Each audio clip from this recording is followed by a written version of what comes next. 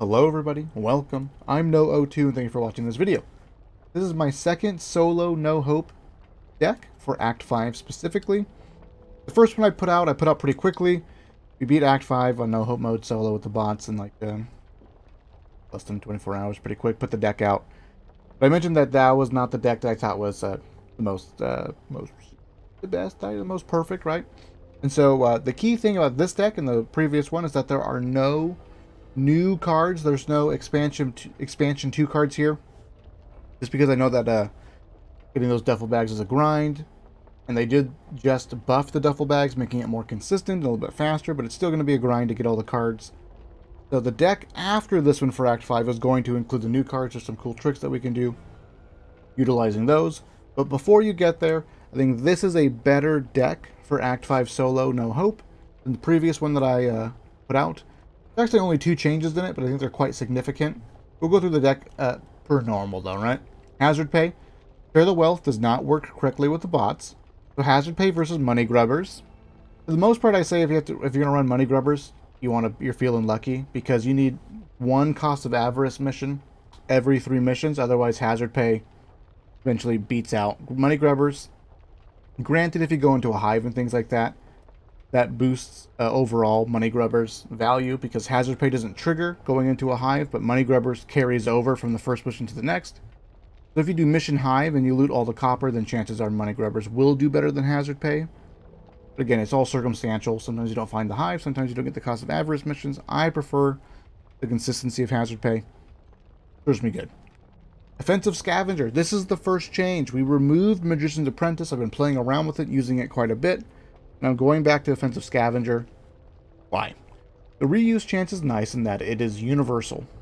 The quick slot, the medical slot, right? Those things can duplicate as well, and it's quite nice when it happens, but it's what we're really mostly concerned about is having more things to throw over the course of a campaign. And this is just more reliable.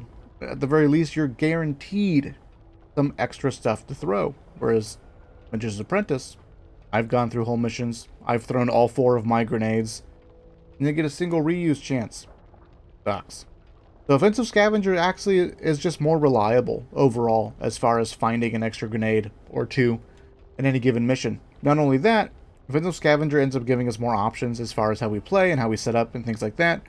You're going through the mission, you come across a Molotov, and you go, oh man, look at this. There's a horde event happening in 20 seconds.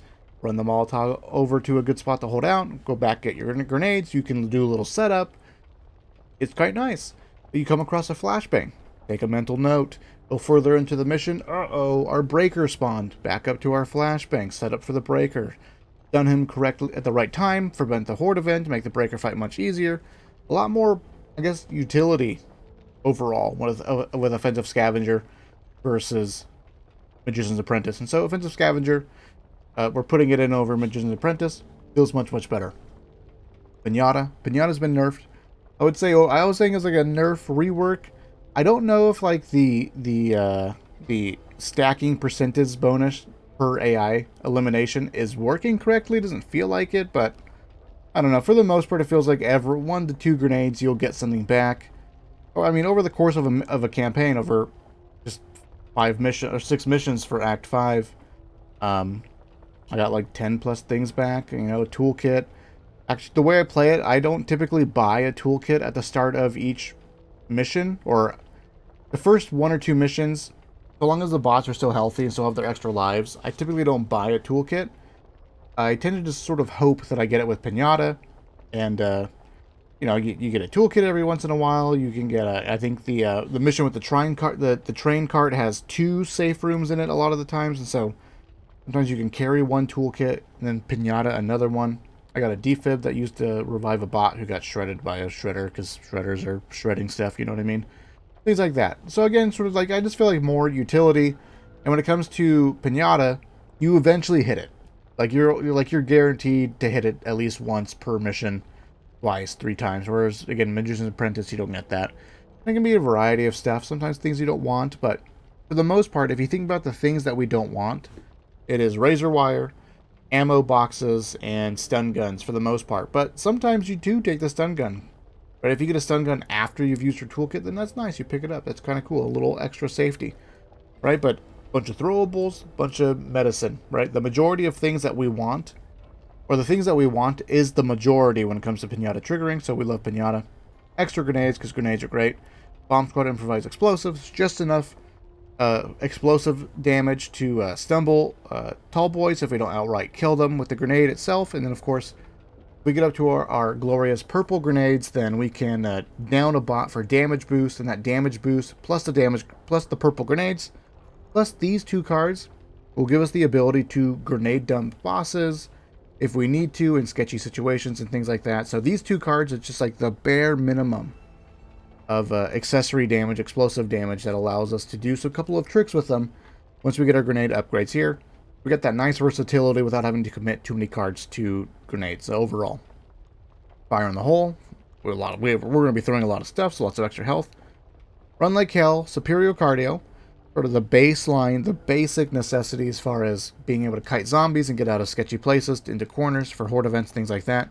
The second and last change that I made to this deck, I pulled out Dash and put in Screwdriver. I felt like maybe we need Dash for the finale, or maybe Dash for that moment where we're trapped in the arena. For the most part, the best thing that you can do is sit in a corner for the arena, and if you got the bots alive, then you're chilling. And even with Dash and Mad Dash, if you have to run around that arena, it's a real pain in the butt, and at that point, it's like we need run and gun and adrenaline fueled, and it's just not worth it. So, and then the finale is free. It's totally free. There's like no continuous horde event while you're planting the bombs. There's no real pressure. There's no stress. I don't know what's going on. Maybe it's bugged, but it's literally you just walk around, free people, and then plant some bombs, and then you walk to the escape vehicle, and you're donezo. We pulled out Dash. We put in Screwdriver. Traps, as well as the breaching charges. There ends up being a lot of places where you end up using U-Speed. And with between Screwdriver and Cold Brew Coffee, if you're pretty quick on saving yourself from a trap, from a bear trap, you can get out of a bear trap with only 2 stacks of bleed. Really, really nice. Very convenient. Not that much damage to take. I'll be talking about this a couple of times. I didn't realize this, but if you heal yourself while having bleed, you remove all of the stacks of bleed. You can do it onto the bots as well. Didn't realize that. I made a deck some time ago about the spam healing. Like the spam healing bandage deck, support deck. Spam healing might be kind of good when it comes to bleed if you're always going to have a little bandage sitting around, right? Anyways, but we have Screwdriver over the other U-Speed cards. If you run Headband Magnifier and you're super fast on it, you can actually get out of the bear trap with 1 stack, but it's kind of tight. It sort of just ends up being 2 anyways most of the time. But I chose Screwdriver over these things because it's enough. It's enough. 2 stacks of bleed on the bear trap is plenty health saved for the most part, comparatively to having no U-Speed. In addition to that, oh, you know what? I may have Carly on my team. I take that back. I had Carly on my team when I was testing this. This might still be 3 or 4 stacks of bleed. If you have Carly, though, you're good to go. It's Headband Magnifier that will get you to 2 stacks of bleed comfortably if you're running that. But for the most part, this ends up saving you health, saving you time, allowing you to plant the door breaches under a little bit of stress while the bots try to protect you and things like that. So it's actually quite nice. Shredder amplifies our grenade damage, but overall, when it comes to dealing with the shredders themselves, there's so many of them. It feels like the new mutations spawn a crap ton during Act 5, way more than the tall boys and things like that. And we sort of want to save our grenades for tall boys if they're spawning in the mission. So Shredder helps us to deal with the cult mutations a little bit better, so we can potentially save our grenades against them. So just a little bit of extra investment into bullet damage. It's a little RNG as far as having the bots help you out. If the bots help you focus fire your Shredder target, like a Shredder himself, then you shred them. You drop them really, really fast. You stumble them. It's quite nice. A little bit of RNG here, but as far as 1 card to increase our weapon damage, Shredder's the most bang for your buck that you can get. Admin Reload. I haven't been getting the Phantom Hordes nearly as much as I did at the start. And that's why we originally were running Admin Reload, but there's still just a crap ton of stuff just flying at you in Act 5, and I love it. So Admin Reload, I find you tend to get a lot of use out of it. for the most part. Or it's just like sometimes in order to push forward, you need to just keep shooting and keep walking and keep going, and which is quite fun. And admin reload helps you to do that as far as just take your primary, you unload into the zombies, you swap over, you keep shooting, and you keep walking, and it's quite nice. There does seem to be a lot of instances where you like drop down into an area or like you get stuck at a choke point and there's just zombies constantly spawning around corners in front of you. Try to demonstrate that with the greenhouse on Garden Party, where things will infinitely spawn until you pass a checkpoint. I feel like there's a lot of places like that in Act 5. The admin reload helps you to push through those areas comfortably, or more comfortably, and then Fresh Bandage. Love Fresh Bandage. It's such a huge economy card, probably more economic than Hazard Pay. Of course, if you're making mistakes, but here or there, if you're only making a couple of mistakes, you'll be perfectly healthy for the entire run. You'll have zero trauma built up over time. You can get away with never having to use Medicine Cabinet. That's 400 copper saved. Because I think for the most part, if you don't have Fresh Bandage, you end up using a Medicine Cabinet at least once. At least once. At least you can get the value out of at least one use. But with Fresh Bandage, you're going to get away with a lot. If things are falling apart, you always have this sort of dream of like, okay, I can get through this mission. We're limping through this mission, but if we can just get through this mission and not take that much trauma, we can net gain. Then maybe net gain again, and then we'll get to a toolkit room and only heal once, and we can sort of get away with. Fresh Bandage ends up resulting in you being able to get away with not having to use a medicine cabinet that often, and it's quite nice. So, I think this deck is a little bit better than the previous one that I shared with you guys. The next deck video will have cards from the new expansion, some cool tricks that we can do with it.